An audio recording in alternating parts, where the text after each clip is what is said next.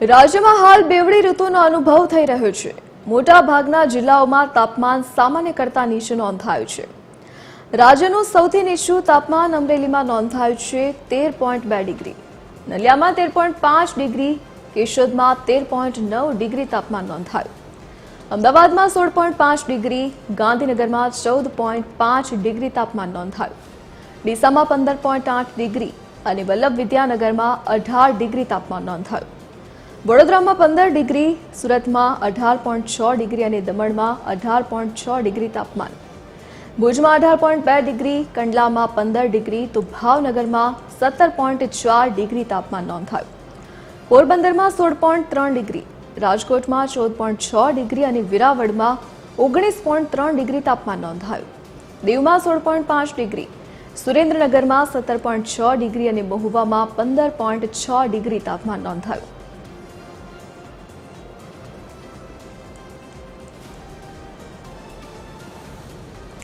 સંવાદદાતા અભિષેક સિંહ વાઘેલા આપણી સાથે લાઈવ જોડાઈ ગયા છે। જે અભિષેક, હાલ તો શિયાળાની શરૂઆત થઈ ગઈ છે, પરંતુ બેવડી ઋતુનો અહેસાસ થઈ રહ્યો છે। આગામી સમય માટે ઠંડીને લઈને હવામાન વિભાગની શું આગાહી?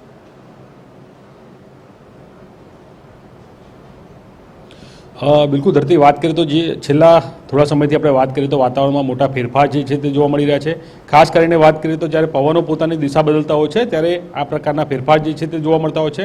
હાલની પરિસ્થિતિની આપણે વાત કરીએ તો ઉત્તર પૂર્વના પવનો જે છે તે ફૂંકાઈ રહ્યા છે, સાથે સાથે ભેજવાળા પવનો જે છે તે પણ આવી રહ્યા છે ને તેના કારણે થઈને અત્યારે હાલ બેવડી ઋતુનો અહેસાસ જે છે તે થઈ રહ્યો છે। આજ વર્તમાન પરિસ્થિતિની આપણે જ્યારે વાત કરીએ તો આખો દિવસ દરમિયાનની જ્યારે વાત કરવામાં આવે તો દિવસ દરમિયાન જે છે તે ઠંડી અને ગરમીવાળું વાતાવરણ જે છે તે જોવા મળી રહ્યું છે। વહેલી સવારની વાત કરીએ તો વહેલી સવારે ક્યાંક ઠંડીનો ચમકારો જોવા મળી રહ્યો છે, પરંતુ દિવસ દરમિયાન વાત કરવામાં આવે તો અસહ્ય બફારા જેવી પરિસ્થિતિ જે છે તે જોવા મળી રહી છે અને મોડી રાત્રે ફરીવાર ઠંડી એટલે કે બેવડી ઋતુનો અહેસાસ થઈ રહ્યો છે। હવે ધીરે ધીરે જ્યારે ઠંડીની શરૂઆત થઈ છે ત્યારે શહેરીજનો જે છે તે પણ પોતાના સ્વાસ્થ્ય લઈને સજાગ થયા છે। આપ દ્રશ્યમાં જોઈ શકો છો કે અત્યારે હાલ શહેરીજનો જે છે તે આ ઠંડીની શરૂઆત થતી હોય છે ત્યારે ખુલ્લા મેદાનો હોય, બાગ બગીચાઓ હોય, ખુલ્લા રસ્તાઓ હોય, ત્યાં ચાલતા, દોડતા અને એક્સરસાઇઝ અને આ પ્રકારે યોગ કરતા જે છે તે નજરે પડતા હોય છે।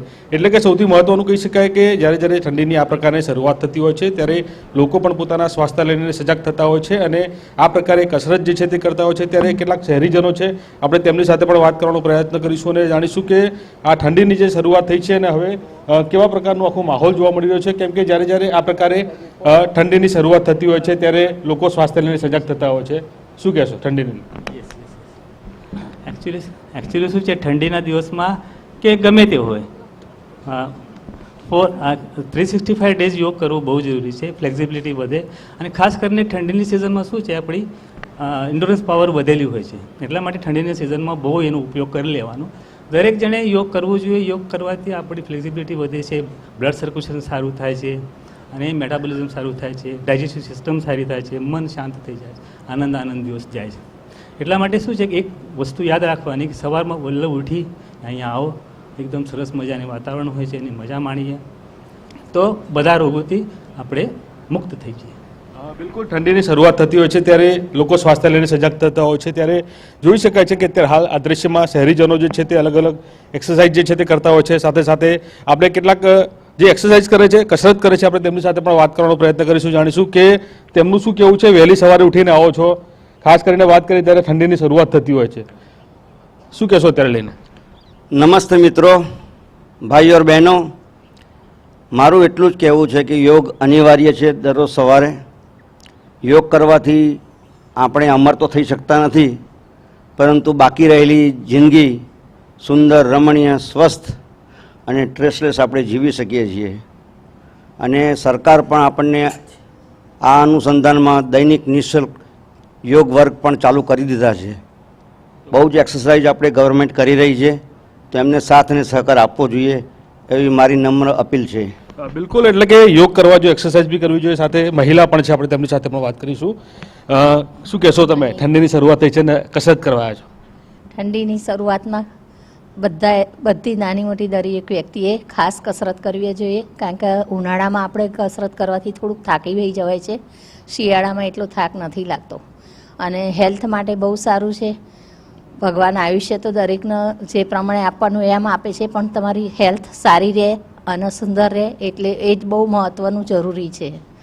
બિલકુલ, એટલે કે ધરતી સૌથી મહત્વપૂર્ણ કહી શકાય કે શિયાળાની શરૂઆત થતી હોય છે. લોકોએ પણ પોતાના સ્વાસ્થ્ય લઈને સજાગ થવું જોઈએ છે. સાથે સાથે વાત કરીએ તો આગામી દિવસોની જ્યારે વાત કરવામાં આવે તો આગામી દિવસોમાં પણ હજુ પણ ક્યાંક 2 થી 3 ડિગ્રીનો ઘટાડો થાય તે પ્રકારની શક્યતા દર્શાવવામાં આવી છે. પરંતુ અત્યારે હાલની પરિસ્થિતિની જ્યારે વાત કરીએ તો તે હાલ ઠંડી અને ગરમીવાળું વાતાવરણ જોવા મળ્યું છે, મિશ્ર ઋતુ જોવા મળી રહી છે અને તેને લઈને હવે હવામાન વિભાગ તરફથી પણ આગાહી કરી છે. જે પ્રકારે પવનો ભેજવાળા પવનો વહી રહ્યા છે અને તેના કારણે આ પ્રકારની પરિસ્થિતિ છે. પરંતુ આગામી સમયમાં હવે 5 થી 6 દિવસ આ પ્રકારનું વાતાવરણ જોવા મળશે, સૂકું વાતાવરણ, અને ત્યારબાદ ઠંડીની જે ફરીવાર શરૂઆત જે છે તે થતી જોવા મળશે. એટલે આગામી દિવસોમાં હજુ પણ હાથ થઈ જતી ઠંડી પડે તે પ્રકારની શક્યતા પણ હાલ દર્શાવવામાં આવી છે. જી ધરતી. અભિષેક, વિગત સાથે જોડાવા બદલ આપનો આભાર. તો શિયાળાની હાલ રાજ્યમાં શરૂઆત થઈ ગઈ છે, પરંતુ બેવડી ઋતુનો અહેસાસ થઈ રહ્યો છે. સવારે ઠંડી તો બપોર પછી ગરમીનો અહેસાસ થઈ રહ્યો છે. તો આગામી સમયમાં 2 થી 3 ડિગ્રી તાપમાનમાં ઘટાડો થાય તેવી શક્યતા હવામાન વિભાગે વ્યક્ત કરી છે.